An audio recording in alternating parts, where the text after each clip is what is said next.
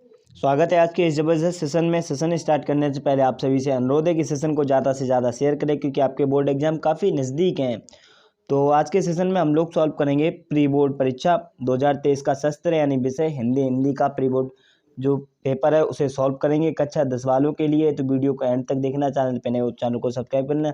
यहाँ से आपके 30 नंबर पक्के हो जाएंगे, तभी वीडियो को एंड तक देखना। पूर्णांक हमें मिलता है 70 नंबर का, यानी 70 नंबर का पूर्णांक, जिसमें से 50 नंबर आपके लिखित में होंगे और 20 नंबर आप सभी को पता है जो आपको OMR सीट मिलेगी, जिस पे आपको गोला भरने हैं।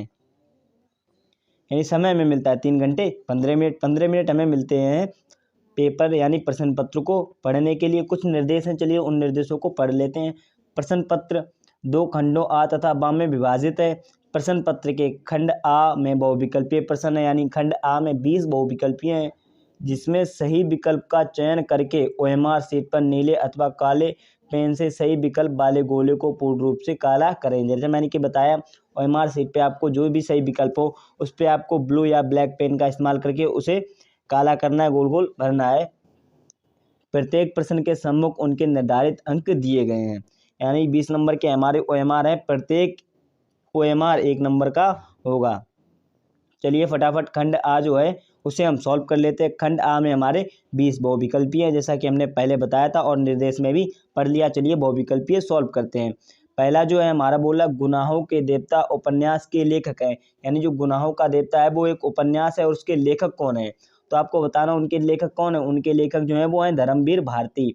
धर्मवीर भारती जो है वो है गुनाहों का देवता के लेखक, यानी इज द राइट आंसर।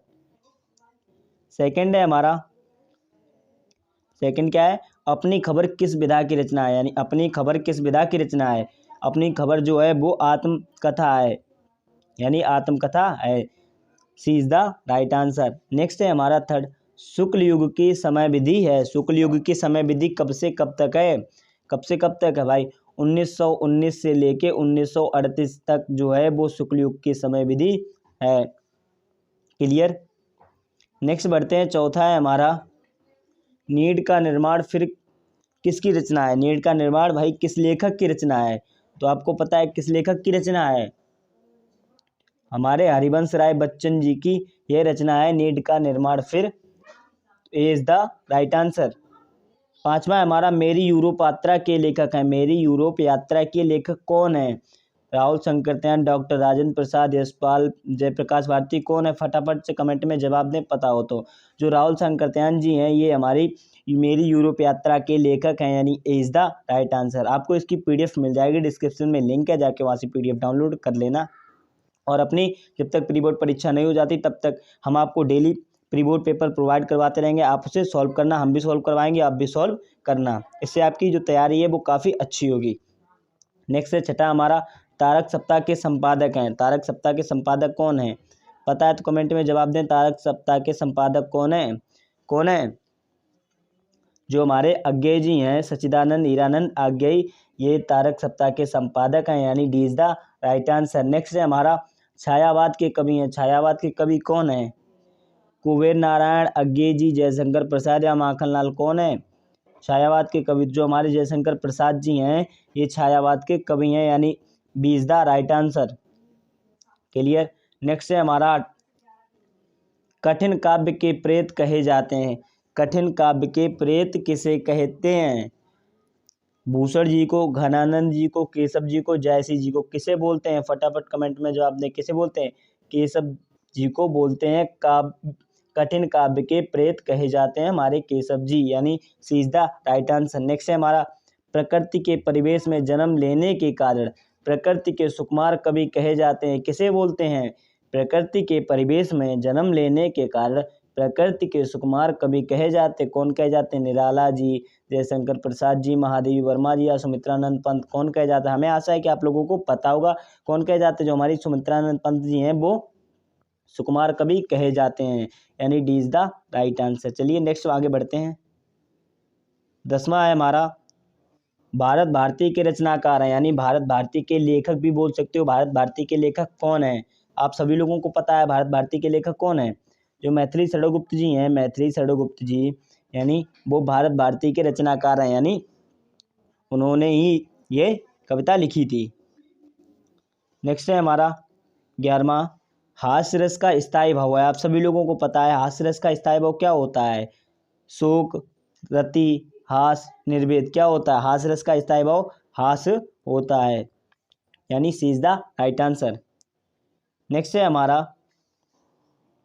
क्या बोल रहा है, सुहत ओढ़े पीठ पटु श्याम सलोने गात मनोव लीन मल शैल पर अतूप पर्यो प्रभात। उपयुक्त पंक्तियों में कौन सा अलंकार है, आपको इसमें अलंकार बताया गया।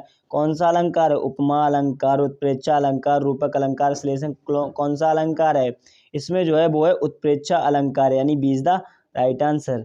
सुहत ओढ़े पीत पटु श्याम सलोने गात मनो नीलमन शैल पर अतूप पर्यो प्रभात, यानी उत्प्रेक्षा अलंकार है, यानी B is the right answer. Next है हमारा रोला छंद में कुल कितने चरण होते हैं। तो आपको ऐसा पूछा जाए तो आपको बता देना है रोला छंद में कितने चरण होते हैं। रोला छंद में 2 चरण होते हैं, यानी B is the right answer. Next है हमारा, नेक्स्ट क्या है, अभिमान में उपसर्ग है। जैसा कि आप सभी को पता है अभिमान में क्या उपसर्ग है, अभी जो है वो इसका उपसर्ग है अभिमान में, यानी C is the right answer. Clear.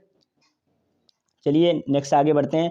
Triphala का समास विग्रह। त्रिफला यानी त्रिफला 3 फलों का समूह, अमृत फल का समूह या 2 फलों का समूह, इनमें से कोई नहीं, यानी त्रि का मतलब होता है 3, फल का मतलब फल, तो यहाँ क्या हो जाएगा 3 फलों का समूह, तो यानी ए इज द राइट आंसर। 3 फलों का समूह, त्रिफला का समास विग्रह होगा 3 फलों का समूह।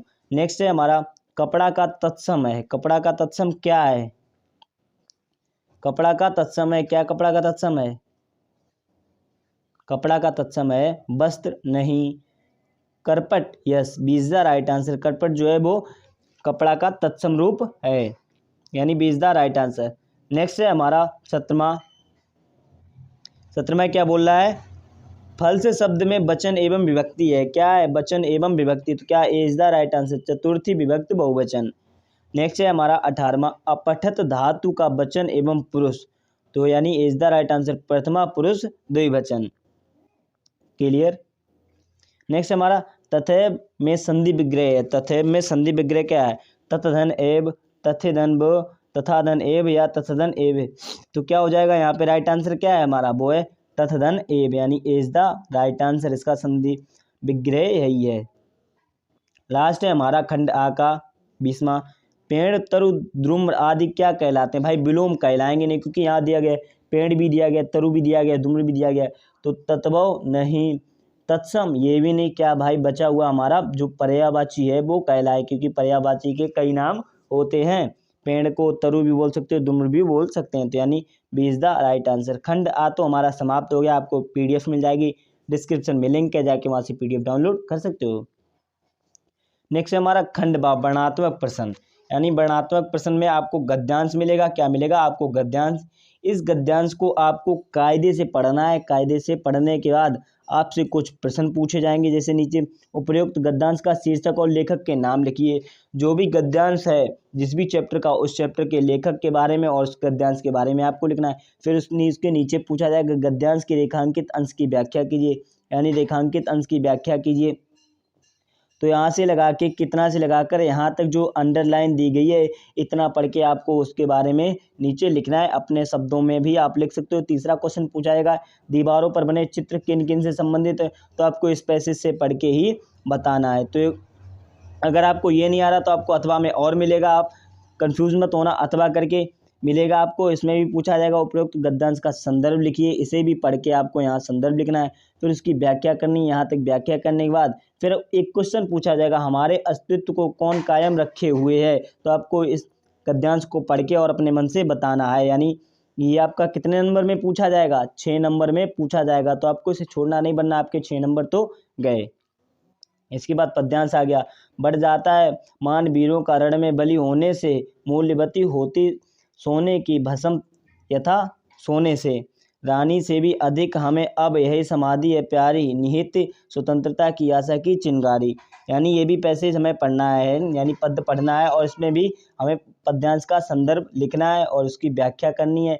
किसके बारे में कभी क्या बोल रहे हैं, यही सब हमें अपने मन से भी एक बार पढ़ के हम लिख सकते हैं। रण में बलि होने से किसका मान बढ़ जाता है, किसका मान बढ़ जाता है, तो आपको इस पैसेज को पढ़ना है और बताना है किसका मान बढ़ जाता है। अथवा करके आपको मिलेगा, सुनी सुंदर बैन सुधारस सयानी है, जानकी जानी भली, तिरछे कर नैन दे सैन तिन्हें समझाए कुछ मुस्काए चली। यानी इस पद्यांश को भी आपको पढ़ना है और इसमें सेम भाई जो उसमें पूछेंगे भाई इसमें पूछेंगे, आपको संदर्भ दिया जाएगा, उसके बाद इसकी व्याख्या दी जाएगी। ग्राम बधुओं को सीता जी से क्या पूछा, तो आपको ये सब पढ़ना है। नेक्स्ट है 23वां हमारा, दिए गए संस्कृत गद्यांश में से किसी एक का संदर्भ सहित हिंदी अनुवाद कीजिए। यानी आपको एक गद्यांश मिलेगा, क्या मिलेगा आपको, एक गद्यांश मिलेगा, गद्यांश आपको पढ़ना है, फिर उसके बाद इसको हिंदी में अनुवाद करना, अक्षमांक संस्कृत, यानी आपको इसको हिंदी में अनुवाद करना है। आपका टोटल ये 4 नंबर में पूछा जाएगा, तो आपको इसे भी नहीं छोड़ना। आपको इसमें भी अथवा में मिलेगा, अगर आप वो नहीं कर पा रहे तो आप अथवा वाला कर सकते हो, लेकिन इन 12 राशि चैप्टर से एक आएगा हिंदी अनुवाद, तो आपको भूलना नहीं है। नेक्स्ट खा दिया गया, दिए गए पद्यांशों में से किसी एक का संदर्भ से हिंदी अनुवाद कीजिए। यानी आपको पद्यांश मिलेगा, आपको इसमें हिंदी अनुवाद करना, अथवा में मिलेगा, आपको इसका हिंदी अनुवाद करना है। फिर नेक्स्ट है हमारा 24वां, निम्नलिखित लेखकों में से एक का जीवन परिचय देते हुए उनकी किसी 2 रचनाओं के नाम लिखिए। 4 नंबर में पूछा जाएगा आपका, तो आपको आचार्य रामचंद्र शुक्ल, डॉक्टर राजेंद्र प्रसाद, जयशंकर प्रसाद, तीनों में से एक का जीवन परिचय लिखना है। उनकी 2 रचनाएं मिली, हमने जीवन परिचय करा दिए हैं, डिस्क्रिप्शन में लिंक है, जाके उस वीडियो की लिंक है, जाके वहाँ से वीडियो देख सकते हो। काफ़ी शॉर्ट तरीके से समझाया, आपका 1 नंबर भी नहीं वहाँ से कटेगा। फिर अथवा उसमें भी खा में मिलेगा, निम्नलिखित कवियों में से एक का जीवन परिचय देते हुए मैथिली षड़गुप्त, महाकवि सूरदास, माधवी वर्मा, इनका भी हमने जीवन परिचय करा दिया, तो आप देख सकते हो यहाँ से जीवन परिचय आपके 8 नंबर में पूछे जाएंगे। क्लियर। फिर 25वां है हमारा, अपनी पाठ्य पुस्तक से कंठस्थ किए हुआ एक श्लोक लिखिए जो इस प्रश्न पत्र में ना आया। आपको एक श्लोक जरूर याद कर लेना है जो आपका 2 नंबर में पूछा जाएगा। क्लियर। फिर नेक्स्ट है हमारा 26वां, निम्नलिखित प्रश्नों में से किन्हीं 2 प्रश्न का उत्तर संस्कृत में दीजिए। आपको संस्कृत में उत्तर देना, ये काफ़ी इंपॉर्टेंट है। चंद्रशेखर का आसित पदेन बिना की दूरियाती, श्वेत कुंत का पुरुषराज का आसित। यानी आपको 2 प्रश्नों के संस्कृत में उत्तर देने होंगे। नेक्स्ट है 27वां हमारा, निम्नलिखित में से किसी 2 वाक्यों का संस्कृत अनुवाद कीजिए। संस्कृत बच्चों विद्यालय जाते हैं, वृक्ष से पत्ते गिरते हैं, मानव सेवा श्रेष्ठ धर्म है, रामकृष्ण एक महापुरुष। आपको इनका जवाब संस्कृत में देना है। नेक्स्ट है हमारा 18वां, अपने पठित खंड काव्य के आधार पर निम्नलिखित प्रश्नों में से किसी एक का उत्तर दीजिए। 5 नंबर में पूछा जाएगा, जो भी आपका स्वपठित खंड काव्य है जो आपकी डिस्ट्रिक्ट में हो, तो आपको उनमें से आंसर देना है। फिर लास्ट है हमारा, खंड काव्य की कथा वस्तु संक्षेप में लिखिए। उसके बाद दिया गया है, निम्नलिखित में से किसी एक विषय पर निबंध लिखिए। पर्यावरण संरक्षण के उपाय, जनसंख्या, कंप्यूटर शिक्षा, आतंकवाद। यानी आपको इन 5 में से आपको एक निबंध लिखना है, कम से कम 150 शब्द से लेकर 200 शब्दों में, तो आपका यहाँ से 7 नंबर क्लियर हो जाएगा। तो आज का पेपर हमने सॉल्व कर लिया। मिलते हैं किसी नए पेपर के साथ, तब तक के लिए लव यू ऑल।